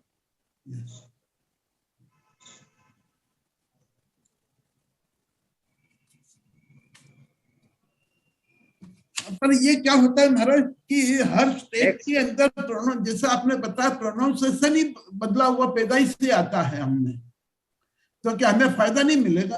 अब यही तो देखो भाई, ऐसा है कि आज केरला में जो पैदा होता तो है या बंगाल में होता है, गुजरात में होता है, स को स कहता है, वो पूरा बोल ही नहीं सकता। हाँ, मालूम है मेरे को। हाँ, तो फिर क्या क्या हमें, हम वो बोलेंगे तो फायदा होना ही नहीं है क्या? इंडिया में तो, साउथ इंडिया में अलग प्रकार का प्रोनाउंसिएशन हो जाता है। हाँ, that is my just request. वो उसमें फिर यही है कि वो अर्थ का, यानी मंत्र का महत्व नहीं हो जाता है, उसके भाव का महत्व हो जाता है जी। उसके बाद में मंत्र आप जो कुछ भी बोलो, लेकिन जो आपका भाव जो है उसका मंत्र का, वो इम्पोर्टेंट हो जाता है। उसके बाद मंत्र इम्पोर्टेंट नहीं होता। जी। तो मेरा भाव है, किसी में कोई, जैसे वो एक कहानी भी है कि कोई आदमी गलत मंत्र भी करता था, लेकिन भाव से करता था, तो भगवान प्रकट हो गए, पूरे भाव से करता था। ऐसी कहानी भी है। नहीं, महाराज कहते ना, राम राम बोलते बोलते मरा मरा मरा बोलने लग जाता आदमी। हाँ, नहीं, वो तो ठीक है, मरा तो हो तो गया, राम ही हो गया ना। हाँ। वो बात दूसरी है जी। लेकिन उसके अलावा भी ऐसी कहानियां हैं कि भ को भ ऐसा कुछ बोलते बोलते, लेकिन सारी भक्ति भाव से उसका, ये उसने भगवान का ही चिंतन किया, तो उसके भक्ति भाव से हुआ, फिर मंत्र से नहीं हुआ। पर फायदा उतना ही होगा। नहीं, लेकिन भाव से हुआ है, मंत्र से नहीं हुआ है। भाव से हो गया जी। और ऐसा भी है कि बिल्कुल क्लियर करता है, वह से वही करता है, भगवते ही करता है, लेकिन भाव नहीं है, उसमें भी कुछ नहीं होगा। बराबर, वो बराबर। जी जी महाराज जी, कथामृत में है ना, ठाकुर कहते हैं अगर मेरे को मतलब ठाकुर को किसी भी नाम से आप पुकारो, जैसे एक बच्चा बोल नहीं सकता लेकिन उसका भाव रहता है, इसलिए वो भगवान समझ जाता है। मैं यही तो बोल रहा हूँ। लेकिन अगर बाकी जो है कि इम्पोर्टेंट, यतीश्वरन जी यहाँ पर कहते हैं कि प्रोनाउंसिएशन इम्पोर्टेंट है। अगर मंत्र की बात करते हो तो प्रोनाउंसिएशन इम्पोर्टेंट, अब भाव की बात करते हो तो कोई इम्पोर्टेंट नहीं है, किसी भी चीज की इम्पोर्टेंट। जी ठीक है। यस महाराज जी। जी Maharaj. Next question: Why mantras are kept secret and not revealed even to the relatives? ये लिखा है, why mantras are kept secret and not revealed even to the relatives? ये मंत्र को क्यों ये कहा जाता है किसी को बताना नहीं है तुम्हें? अच्छा, हस्बैंड वाइफ की बातें, जो अंदर की बातें हैं, किसी को बताई जाती हैं क्या? बिल्कुल भाई नहीं बताइए। हस्बैंड वाइफ की बातें तो किसी को बताई नहीं जाती है ना। नहीं। बहुत सी चीजें ऐसी सीक्रेट रखते हैं। जी जो इम्पोर्टेंट चीजें होती हैं हम सीक्रेट रखते हैं। हमारा बैंक अकाउंट भी किसी को नहीं दिखाते हैं, बैंक अकाउंट नंबर भी नहीं देते हैं किसी को। जी बिल्कुल, सब सीक्रेट होती हैं चीजें। जी है ना। हाँ, उसी प्रकार से ये सबसे सीक्रेट है, हमारा भगवान से संबंध है ये। अच्छा जी। अरे अपनी बीवी का भी नाम नहीं बताते हैं, जानते हो ना। हाँ, खुद भी बोलती नहीं, अपनी पत्नी अपना नाम, पिता के पत्नी अपने हस्बैंड का नाम नहीं बोलती है, और हस्बैंड भी अपनी पत्नी का नाम नहीं बोलता है। ये भी सीक्रेट है। ये सीक्रेट हो सकते हैं तो भगवान का नाम सीक्रेट नहीं होगा? वो तो सबसे महत्वपूर्ण बात। बहुत प्रैक्टिकली महाराज समझाया आपने, बहुत प्रैक्टिकली। जी महाराज। मेरा बिल्कुल बहुत सही समझ में आ गया महाराज। ये तो अच्छा, ये इसको कहते हैं जो सेक्रेट और सीक्रेट। भगवान का नाम जो है वो पवित्र है और सीक्रेट भी है, सीक्रेट भी है, सेक्रेट भी है, दोनों। Yes. Now next question, mantra manifests itself only in qualified aspirants. What is the meaning of a qualified aspirant? Second, how a guru knows a person is a qualified? Is it not that the persons who are Dikshit are all qualified aspirants? Further, what is the meaning? अच्छा, अच्छा, आपका आखिरी में जो आपने statement किया उसको ही मैं लेता हूँ। ऐसे भी गुरु, ऐसे भी शिष्य हैं जो 15 दिन में मंत्र भूल जाते हैं और गुरु के साथ बोलते हैं कि मैं मंत्र भूल गई, क्या मेरे को फिर बता दो। ऐसे भी है ना, मैंने सुनी होगी बात। मंत्र याद ही नहीं रहता है। ऐसे भी गुरु हैं, शिष्य हैं। इसको क्वालिफाइड शिष्य बोलोगे? नहीं नहीं, बिल्कुल नहीं। महीना 2 महीना किया, किसी तरह किया, अरे नींद आ रही है, गुरु ने कहा है कि 108 करना है, तो लेटे लेटे किसी तरह 108 बार कर लिया। इसको गुरु, आपका क्वालिफाइड गुरु शिष्य बोलोगे? नहीं। तो फिर? But how to know a person is a qualified? वो गुरु जानते हैं। गुरु को छोड़ दो, ये गुरु के ऊपर छोड़ दो। अच्छा, तो जब गुरु को ना तब तुमको पता चल जाएगा कैसे पता लगा। जी, बस हम अपने जानते हैं, हम अपने गुरु भाई को एक जानते हैं। हाँ। उनको हमारे गुरु ने मंत्र देना मना कर दिया, मैं नहीं दूंगा। एक बार, उसके बाद दूसरी बार आया, दूसरी या तीसरी बार उनको उसने मांगा, जब उसको दिया। अच्छा, और हम पहचानते, समझ गए थे क्यों वो सब जानते हैं। मन है निम्नगामी, मन है संसार में फंसे हुए हैं, मंत्र ले रहे हैं, लोग ले रहे हैं, इसलिए कह रहे मंत्र के तरह हम मुक्त हो जाएंगे, करेंगे नहीं, मंत्र में विश्वास नहीं है, ऐसे नहीं होता। तो उत्तम अधिकारी जो है वो शास्त्र में बहुत महत्वपूर्ण है। उत्तम गुरु, उत्तम अधिकारी। और ऐसे भी तो हैं, वाल्मीकि जैसे भी तो हैं, उन्होंने मंत्र का जप करके और सिद्ध हो गए। और गुरु देना नहीं चाहे, गुरु से ऐसे ही सुन लिया, ऐसे भी हैं। रामानंद जी से कबीर का है ना, तो रामानंद से नीचे सब वो तो मुसलमान थे, कोई देगा नहीं। घाट के ऊपर पड़े थे, कबीर ने छू दिया, रामानंद गए, कबीर को छू दिया, बोल दिया राम राम राम, बस उसने मंत्र ले लिया। वो तो मुसलमान था, वो मंत्र नहीं देते, लेकिन फिर भी उन्होंने अनजाने में सुन लिया और उसको लेके वो सिद्ध हो गए। तो भाई बिना क्वालिफाई हुए मंत्र कुछ समझ में नहीं आता, कुछ होता ही नहीं है। मंत्र बोलने से कुछ नहीं होता, उसके बाद में साधना करनी पड़ती है, खुद तो शुद्ध होना पड़ता है। मंत्र कर रहे हैं और जो मर्जी में वैसा जीवन व्यतीत कर रहे हैं, उससे नहीं होगा। तो सब क्वालिफाइड नहीं होते। ये लोग जो है ना, वो एक इकट्ठा करके 1000 लोगों के सामने मंत्र बोल दिया, ये तो फैशन हो गई और कुछ नहीं। कोई सुनते ही नहीं, अरे क्या हुआ था, क्या बोला था, मैं तो सुना ही नहीं, ये वो हाल होगा। मालूम है ना, ऐसे होते हैं। तो 1000 लोगों के सामने मंत्र बोल दिया, इससे क्या होने वाला है? मंत्र की दुर्गति बेचारी की हो गई। Yes. चलो next question. Now another question is, in other than Hindu religion, all religions have only one mantra for all. Example, the Christianity, Lord Jesus Christ, have a mercy on me. In Islam, Allah or Ali is the mantra, which ultimately leads to the light of the real will science in his heart. This is a similar of our Advaita Vedanta ultimate realization of Atman. So also in Buddhism, the repetition of only one mantra, Namo Amitabha. NaMo Amitabha Buddhism में मंत्र है।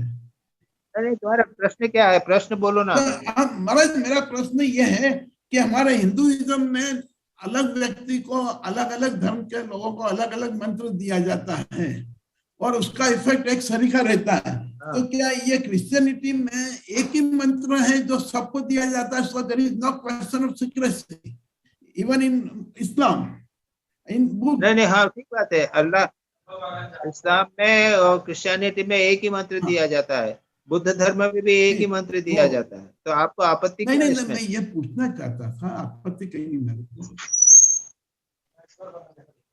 नहीं, एक ही मंत्र दिया जाता है। अच्छा जी, तो वहां पे फिर सीक्रेसी का सवाल ही नहीं रहता है ना मंत्र का। जो हम मंत्र को सीक्रेट रखते हैं, किसी को वो नहीं रहता वहाँ, वो नहीं है, वो सब नहीं है। जी, now next question.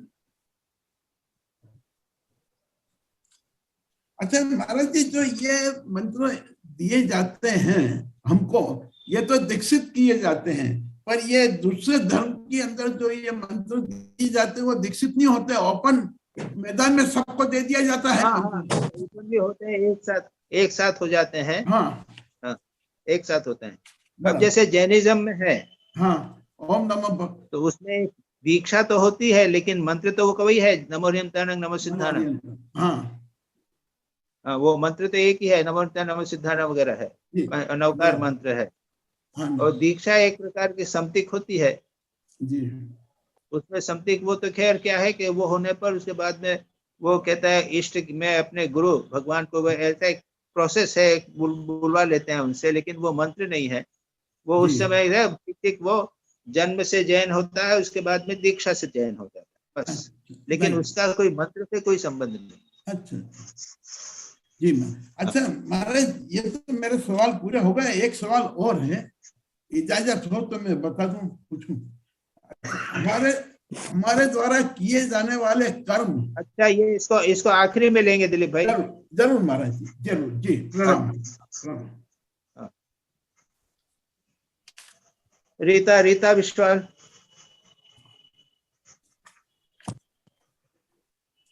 Yes, Swamiji. Pranam Swamiji.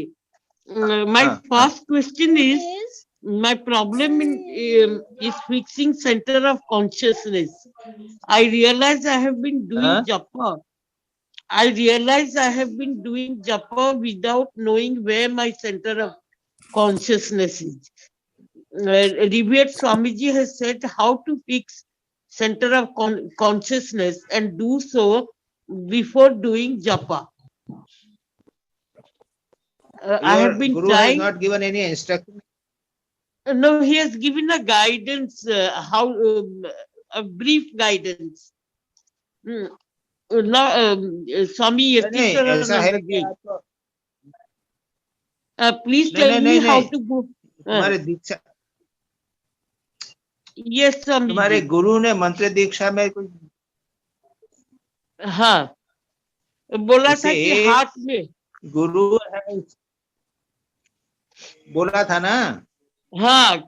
fix in your heart. No, the point is, first of all, please listen to me. Your guru has given some instructions, isn't it? Yes, Swamiji. Then to hold on to that. There must be some instructions. Okay. The second question is on second question. On page 411, first para, revered Swamiji quotes Raja Maharaj, Japam, Japam, Japam, even while you work, practice Japam. Keep the name of the Lord spinning in the midst of all your activities. If you can do this, all the burning of the heart will be soothed. This also I have been trying to practice, but I fail more often. As the name suddenly disappears and mind is focused on work in hand. Yes, Swamiji. Don't worry about failures. Don't worry about failures. Continue. Yes, Swamiji. As soon as you remember, it will become all subconscious हो जाएगा. Automatically. Yes, Swamiji. Yes. That was what was worrying me.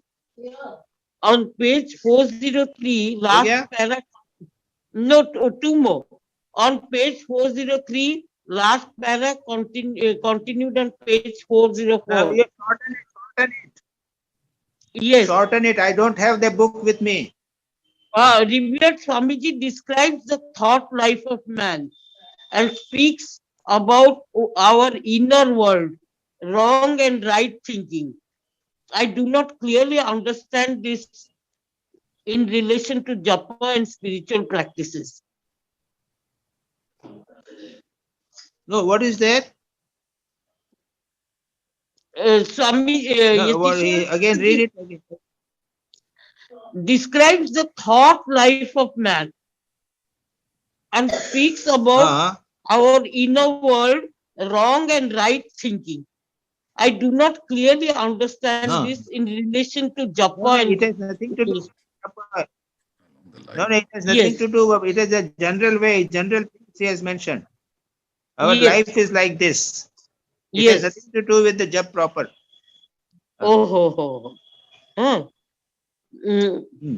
So many a time, I mean, we think rightly, we think wrongly. Even if we think rightly, there are distinct feedbacks that you are thinking wrong. Whereas in our own view, we are thinking right. So, do we have to? What is that to do with japa? It has nothing to do with that's japa. what I'm asking. Does this affect your japa? No, you have to become as your thoughts must become as pure as possible. Just remember that. Yes, Swamiji. Try to become as pure as possible. Then last question is, Swami Yatishwarananda says this body is to be polarized and made rhythmic. What is polarization of body and nerves? What polarization means, remember. Swamiji, I couldn't hear you. Polarization means you are not able to listen to me? Now I can. Sunny, you are not able to listen to me or what? Yes, I can hear you. Polarization means direction. A particular direction has to be given to your body, your mind, your senses. So you have to give the direction of this. This is a very important point, very important question. That what is that we think in one particular way, our body goes in another way, our senses go in another way. We want, we think we must have got realization, but our senses are going outwardly, our thoughts are restless. We have not given direction to our body, mind, etc. Our mind is going one way, thought is going in another way, our senses are going another way, our body is going another way, our imagination is another way. So these are because of our, they are not polarized. Give full correct digression, correct direction to everything. It is called polarization. And next is, what is the practice along with japa that will polarize body and nerves and make it rhythmic? No, polarize. The practice means what? You have to japa with concentration towards God. Your senses, you must see to it, the senses you don't run outwards. Yes. Your mind must be thinking of only noble things. Yes, If you are thinking of worldly things, rag, dvesh, etc., that means your mind is not polarized. Oh, yes. Now I understand. Okay. Thank you, Swamiji. Thank you. Subir Majumdar. प्रणाम महाराज जी. पहला सवाल actually you have already answered. In the tantric traditions mantras are not made public. What is the reason? आप बता दिए. लेकिन मेरा एक उसके साथ जुड़ा हुआ सवाल है कि is it because if you reveal the mantra, the power of the mantra is reduced? Is that also one of the reasons? No, what do you mean? leave aside the power. Power depends upon your concentration and your energy. Okay. And why do you worry about the power? It is sacred and secret. That's right, Maharaj. ठीक है, Maharaj. It is secret and sacred. Right, Maharaj. It is part of our personal life. More personal than the spouse. This is what I said. The other part I wanted to ask was sometimes the guru gives a mantra in the ear, कान में देता है, उसकी वजह क्या है? और secret. नहीं, कान में देता है मतलब कोई सुने नहीं. अच्छा, same reason. So that no one else will listen to. Same reason. It is a secret mantra. Yes, Maharaj. Okay. My second question, Maharaj, is the stress in Christian religion is more on petitionary prayer, as said in page 406, second paragraph. So, what is petitionary prayer? Petitionary prayer का मतलब क्या होता है? Petitionary prayer is the Prabhu मांगते रहना. Lord, give me this. Lord, give me this. Lord, give me this. Like that. अर्थार्थी. And that is that said, Lord, have mercy on me. Have mercy on me. I am a sinner. Please relieve me. Enlighten me. That is the thing. So God is considered to be a petition. We make a petition to Him. We make a application to Him for something. वो अर्थार्थी जैसे होते हैं, अर्थार्थी भक्त जैसे होता है, सिर्फ मांगता रहता है. हाँ, अर्थार्थी, अर्थ और अर्थार्थी. अर्थ and अर्थार्थी. अर्थ भी, अर्थार्थी भी, जिज्ञासु. Anyway, अर्थार्थी, I just right. Okay. Next question, Maharaj ji. What does Swami Yatishwarananda mean when he says great scope for experiment?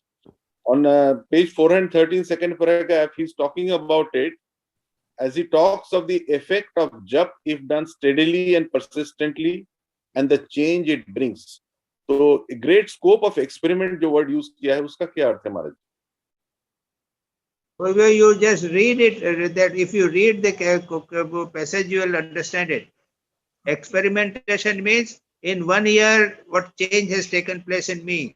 Okay. If I go on continuously doing Japa intensity with concentration, what is happening in me? What change has taken place in my life? These are the things, changes are taking place. That means I am doing experiment to find out what is going to happen. ठीक है, to see the effect of the my japa over a period of time in various ways. ऐसा है कि जैसे आप science में है, oxygen hydrogen मिलाया तो पानी बन गया, कुछ तो हुआ ना. We want to say the effect. Similarly, there is a lot of effect when do japa. हमारी बॉडी चेंज हो जाती है, माइंड चेंज हो जाता है, so many things can change. Right. ठीक है महाराज जी. Next question is, we should see, ये कहा जा रहा है कि we should see that we pass from the sound symbol to the idea behind it, says Swami Yatishwarananda, page 404. Now, what is meant by the word idea? Is it the deity or Ishtam? Idea means उसका meaning of the word. Wow. अच्छा. Meaning of the word. मंत्र का अर्थ. अच्छा. यानी मंत्र जप रहे हैं और मंत्र का समझ में रहे, शब्द ही है. Is you are living at the only word level. Right. But it must always remind you of the भगवान का नाम है वो तो. It must remind you of the God's name. So it should be a reminder of the God's name, or should it be a reminder of the consciousness or the satta जिसको हम कहते हैं? नहीं, whatever it is, the idea behind it. Right. The idea behind it. Meaning of the mantra should lead to that. Idea behind it. Simple. Okay. And last question, Maharaj ji, again on the same page लिखा हुआ है. He speaks of the great tempest of mind which we have to overcome by continuing to do japa. हमारे मन में जब भी उथल पथल होता है, तमाम चीजें होती हैं, तो we should continue to do japa as he says, and it will gradually go. और वो कहते हैं ये भी है कि 1000-2000 बार करो, धीरे धीरे हो जाएगा. This I can understand as I have practiced it myself. But what of physical ailment? I find it very difficult to overcome by japa, and Maharaj ji has also not spoken about it in the article. We will take medicine. अच्छा. Why do you bother about japa? It's simple, very simple effect. You take medicine if you have got backache. नहीं वो तो है. No, don't mix up. बस. अच्छा, जब cannot overcome the physical जैसे mental ailment that can be overcome by people like Premanand ji. अच्छा, These great people were there, will do japa and they will forget their body, completely forget their body. It is only we cannot do it. Ji ji, We're great people. only for Sri them. Ramakrishna could forget. Premanand ji can forget. We cannot do it. Okay. So we cannot reduce body. Devashish Saha. Yes, Maharaj ji. Pranam, Maharaj ji, pranam. Maharaj ji, क्या सुबीर कुछ पूछे और something else? No, Maharaj ji, that's all. That's Subir? all. That's all, Maharaj ji. Okay. Pranam, Maharaj ji. Okay. Okay, pranam, Maharaj ji, pranam, Maharaj ji, pranam. Page 403 questionnaire. We are repeating Om every day many times. That means we are doing japa. Kindly explain the illuminating aspect of Om as a help towards self-realization. Illuminating aspect. Chaitanya. Maharaj ji, am I clear to you, Maharaj ji? You see, it is all detailed in the article. It is there. And then we are talking in terms of Om or repetition. What do you want to talk about? What is? I am talking about. I am repeating Om along with that mantras and all as usual. And then illuminating aspect means it will illuminate. It will. I mean, self-realization का तरफ हम आगे बढ़ते हैं इसको लेते हुए क्या? ऐसा है कि भाई, Om, if you are talking in terms of Om, so Om, there is lot of literature available on Om. Mandukya Karika is there. So एक मंत्र Mandukya Upanishad is there. 12 mantras are there on Om. इसमें O, Ma, what is there and what happens, all that is there. And then Shankaracharya has written a Karika on this. So that you have to see. Achha. I mean, this article has lot of described now, thoroughly described. Apart general way, lot of it described. If you want to know specifically about Om, then you have to read this Karika and all. It's not possible to discuss in this. There it is that Ma Ekakshara Brahma Sarvam hi etad Brahma ityadi has been given. So that you have to read. So Maharaj, if I do that, I'll get the benefit of Om. I mean, when I do that, what is benefit I'm talking about? I am doing that Om, so I should be able to get the benefit. You have to follow the instructions and do it in proper way. Om to log bhak karte hi rehte hain. You have to follow the way. You have to become more adhikari. Practice in the proper way with full concentration. All these conditions of japa are to be followed. And the meaning behind it. You have to become a good adhikari. All these things are there, and then Om will be effective. Okay, Maharaji. Thank you, Maharaji. Maharaji, in the next question, that Swamiji has said that this portion is not clear to me. That he is speaking that again, just as the one only Brahman, the Akhanda Satchidananda, the undivided existence, knowledge, bliss can be conceived by the imperfect human souls only from particular standpoints and associated with particular qualities. So this universe, his body, has also to be thought of along the line of the thinker's mind. Yes, samajh mein nahi hai, Maharaj. This is a very interesting thing he said. That is that a Sagun Brahma and Nirgun Brahma. Brahman is considered as Sagun according to when you consider by the mind, Brahman is considered as Sagun. And unless, so unconscious universe, everyone sees according to one's mind, that is the prime. There is what I know. Again, you read that portion. According to our mind, we see the world, universe. The same universe looks different for a businessman. A saint looks upon the Brahma, the universe in a different way. A businessman looks in a different way. A Kami Purush will look the world in a different way. Remember. So that is the point. Now you read again, you will understand it. Achha. Okay.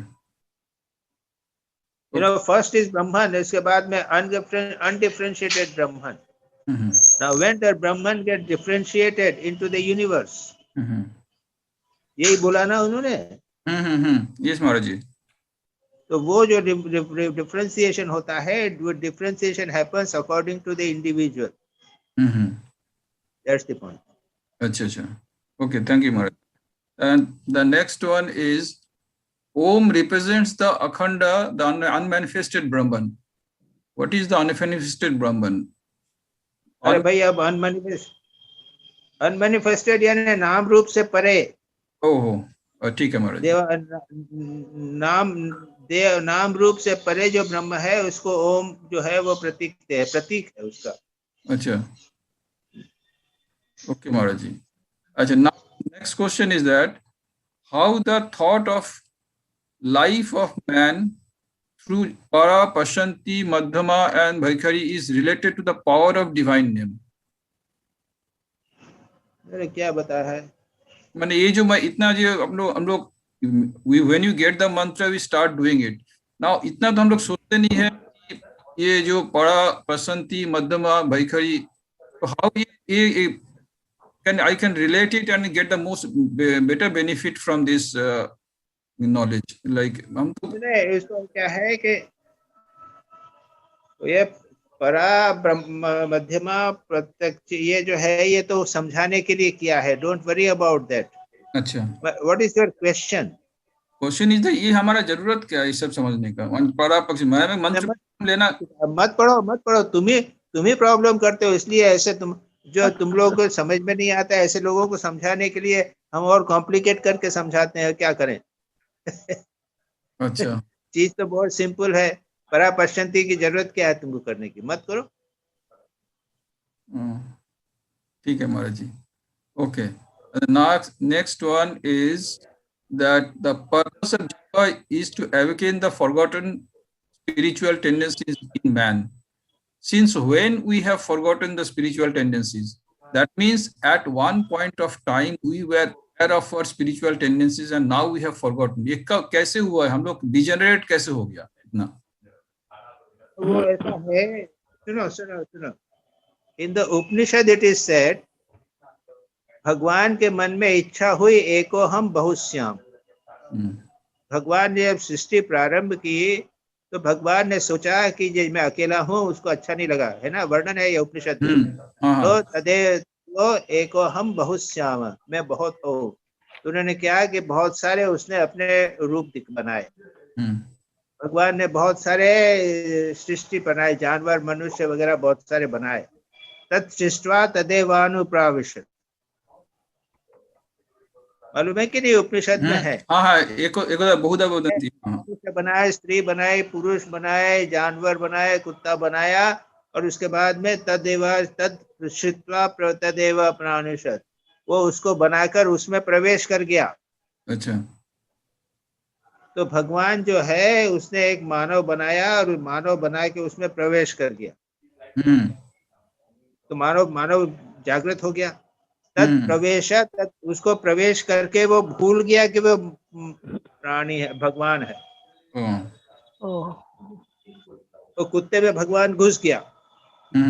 तो कुत्ते में भगवान घुस के और भूल गया कि मैं भगवान हूँ. वो अपने को कुत्ता समझने लग गया. अच्छा. समझे कि नहीं? मैं समझ गया मैंने. तो ये बहुत माने ये तो सृष्टि का बिगिनिंग में ये है. पर मैंने सोचा था कि इस कलियुग सत्ययुग में लोग are more aware of the spiritual consciousness और त्रेता युग में लोग आर मोर. नहीं, ये ऐसा सोचा मैंने. ये तुम बाबा क्या ही हो तो किस प्रकार की बात कर रहे हो? अगर पूछोगे तो मैं कैसे बता सकूंगा कि कब भगवान कब भूल गया? माने हम लोग we are divine, we have forgotten our divinity. That is exactly what it is. अब तुम पूछ रहे हो कि कब भूले हैं, मैंने कैसा क्वेश्चन है? नहीं, इसीलिए पूछा कि लोग बोलते हैं कलयुग में लोग डिजेनरेटेड हो गए, इसका मतलब इसका पहले युग में लोग डिविनिटी के बारे में पता था। अब तुम जानो बाबा, तुम जानो वो तुम कलयुग में हो कि सतयुग में है, कैसे था। यहाँ तो सीधी बात लिखी हुई है यहाँ पे तो कि भगवान जो है god we are divine but we have forgotten it is, that's all, matter ends there. अच्छा महाराज जी, ओके महाराज जी, एक लास्ट ये था, ये तो इससे जुड़ा हुआ नहीं है, लेकिन हम जब पूजा करते हैं, भोग चढ़ाते हैं, तो हमारा जो इष्ट मंत्र है वही हम बोलते हैं, तो इतना ही जानते हैं हम, क्योंकि हमें मंत्र भी नहीं आता है, ज्ञान भी नहीं है, कुछ भी नहीं है, तो हम थोड़ा करते हैं और इष्ट मंत्र बोल के भगवान को बोलते हैं कि थोड़ा ग्रहण करो, इतना ही करते हैं, अब तो कुछ होता नहीं हमसे। तो ठीक तो करते हो। Thank you Maharaj ji, thank you. अच्छा दिलीप भाई जी महाराज, आपका क्वेश्चन। जी हाँ, मेरा सवाल है, हमारे द्वारा किए जाने वाले कर्म हमारी फ्री विल द्वारा होते हैं या ईश्वर की मर्जी से होते हैं या हमारे पूर्व जन्म के कारण होते हैं? अच्छा देखो, इसमें पहले बात करो, एक बात जो कुछ लोग हैं जो ईश्वर को नहीं मानते जी, जैसे जैन धर्म और बौद्ध धर्म, हाँ, ईश्वर को नहीं मानते, ईश्वर को लाते ही नहीं है वो, मालूम है ना? जी जी, जैन और बौद्ध धर्म में ईश्वर नहीं है। कौन है? आत्मा है। हाँ, हम अपने कर्मों के फल हम भोगते हैं, हम ही अपना सब कर्म करते हैं, भगवान कुछ नहीं करता, समझे? हाँ, तो वो क्या करते हैं, हमने जो कर्म किए, पहले जन्म के कर्म किए थे, उसके संस्कार पड़ गए, अब ये संस्कार तो मानना पड़ेगा। मैं एक तरह से चलते चलते हम कुछ ही सोच जाते हैं 80 बरस की उम्र हो गई है, तो बचपन में जो संस्कार पड़े कि नहीं पड़े हमारे कर्म करों के, पड़े तो हमारी आदत बन जाती है एक प्रकार से काम करने से। संडे के आपके जूम की हैबिट हो गई है, तो वो संडे होते ही तुमको जूम की आदत आ जाएगी, याद आ जाएगी। तो ये कहाँ से आई? तुम्हारे संस्कार पड़े तो। खाना खाने की एक हैबिट हो गई है, चलने फिरने की हैबिट हो गई है, बचपन से करते करते। तो जब बचपन से करते करते हुए, तो जब मैं बचपन में था, छोटा था, तब एक प्रकार का व्यवहार करता था। क्यों करता था? मेरे पहले भी जन्म में कुछ हुए थे, उसके संस्कार पड़े हुए हैं। तो पूर्व जन्म के कर्मों के कारण मैं आज के जन्म में आया हूँ, और अब मैं अपनी मर्जी से करूंगा, मेरे इच्छा मेरे हाथ में है। मैं खाना मेरे सामने आया है मेरे पूर्व जन्म के संस्कार के कारण, लेकिन मैं खाऊंगा ये मेरे हाथ में निर्भर है, मैं नहीं भी खा सकता। मैं खाने को दूसरे को दे भी सकता हूँ। खाना आया है पूर्व जन्म के संस्कार के कारण, पूरे जन्म के मेरे कर्मों के कारण। तो एक सिद्धांत मानता है कि ईश्वर कोई नहीं है, हम अपने कर्म से खुद बनते हैं। पहले जन्म में हमने कर्म किए थे, इस जन्म में अच्छे कर्म करेंगे तो अगला जन्म अच्छा कर्म करेंगे, ठीक है? तो इस प्रकार से अगर विचार करेंगे तो हम मुक्त भी हो जाएंगे। ये सब हमारे ऊपर हाथ करता है, ईश्वर कहीं नहीं आता। हमारी स्वाधीन इच्छा, फ्री विल इच्छा भी है। पूर्व जन्म के फल जो आते हैं उसके अनुसार हम करते हैं। ईश्वर ही अपने भाग्य का निर्माण करने वाला, ठीक है? ये एक सिद्धांत हुआ। अच्छा, दूसरा बात बोलते हैं, दूसरा सिद्धांत है। आगे चलो, आगे चलो।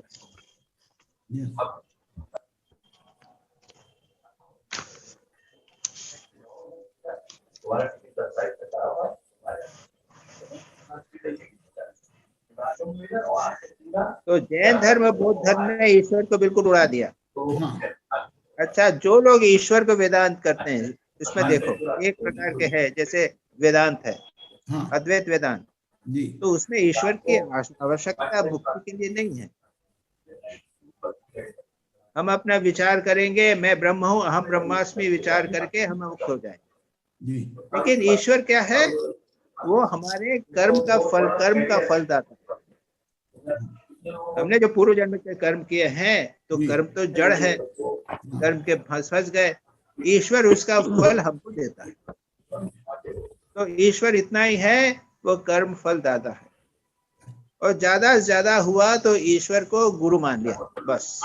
लेकिन सारी साधना मुझे करना है, मैं अहम ब्रह्मास्मि विचार करना है, मैं शरीर नहीं हूँ, मैं मन नहीं हूँ, मैं बुद्धि नहीं हूँ, मैं शुद्ध आत्मा हूँ, इस प्रकार से कर्म करना है और मुक्त हो जाना है। तो ये दूसरा सिद्धांत हुआ कि ईश्वर का थोड़ा सा यूज किया। तीसरा सिद्धांत है जो ईश्वर में विश्वास करते हैं भक्ति मार्ग वाले। और भक्ति मार्ग में भी 3 प्रकार के लोग होंगे या बहुत प्रकार के लोग हैं। एक लोग कहते हैं कि 75% भगवान करता है, 25% हमको करना पड़ेगा। ये जो आपका डिवाइन लाइफ सोसाइटी है ना, ये परमहंस योगानंद का जो ग्रुप है जी, तो उनमें दया माता जी थी, दया माता जी मालूम है जी, परमहंस योगानंद की शिष्या, उसके बाद में वो हेड हुई थी दया माता जी, फॉरेनर जी। वो कहती थी कि भगवान जो है वो 75% जो होता है संसार में काम होता है हमारे पर, वो 75% भगवान की कृपा से होता है जी, और 25% हमारे ऊपर निर्भर करता है। और वो कहती है कि 25% पूरा 25% होता है, 24% भी नहीं होना चाहिए जी। इतनी तो मेहनत हमको करनी पड़ेगी भगवत कृपा के लिए, तब भगवान की कृपा होगी। 75% भगवान कृपा होगी। दूसरे लोग कहते हैं नहीं नहीं, 95% भगवत कृपा से होता है, जो कुछ हो रहा है सब भगवान की कृपा से हो रहा है। तो महेशानंद जी गिरी कहते थे, उनसे मिलते थे, कहते थे कि 95% जो है वो भगवान की कृपा से हो रहा है। महेशानंद जी बाद में बात करते करते कहते हैं, अरे भाई 100% जो भी कुछ होता है ना भगवान की कृपा से होता है, सब 100% भगवान की कृपा से होता है। अरे इसलिए कहते हैं कि भगवान की कृपा नहीं बोले तो यदि 5% नहीं बोले ना तो लोग कुछ नहीं करें, तुम्हारा 5% तुमको कुछ को करना पड़ेगा। तो भक्ति मार्ग ऐसा भी है कि 100% भगवान गीता में क्या कहते हैं, सुनो सुनो मेरी बात पूरा करने। ईश्वर है सर्वभूतानां हृदयेषु अर्जुन तिष्ठति, भगवान गीता में कहते हैं ना, भगवान हृदय में बैठ के सबको चला रहे हैं, बराबर है ना जी। तो भगवान खुद चला रहे हैं तो बाकी और कोई आवश्यकता नहीं होती।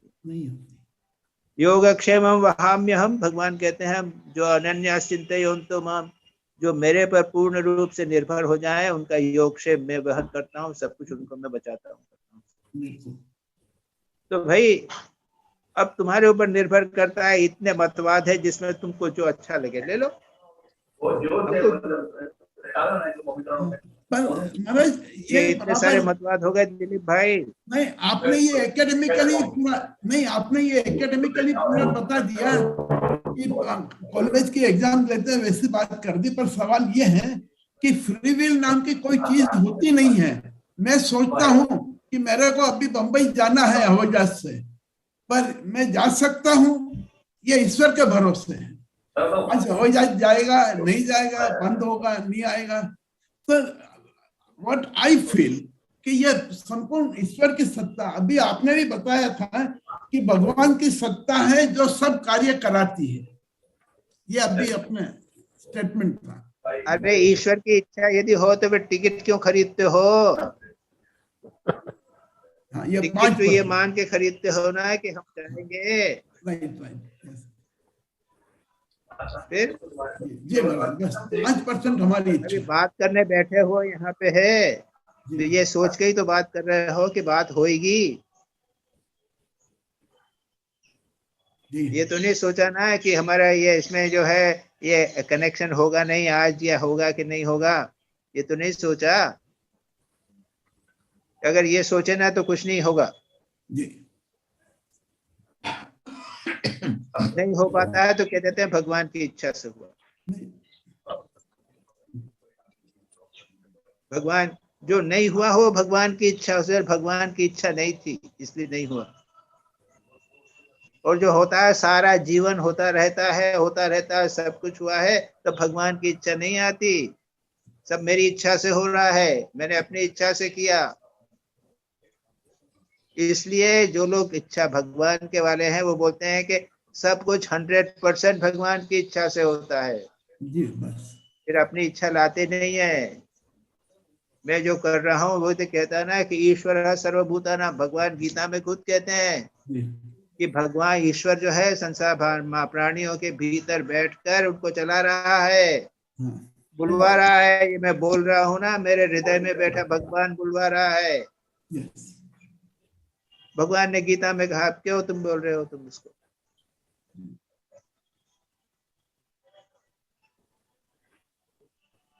बराबर। तो भाई अब तुम जो विचार ले लो, एकेडमिक हो नॉन एकेडमिक हो, उसको कोई झगड़ा करने से कोई फायदा नहीं। नहीं, बस ये ठीक है। ये प्रणाम। बंद करें, हो गया? ये हो गया महाराज जी प्रणाम। एक छोटा, ठीक है, नमस्ते नमस्ते।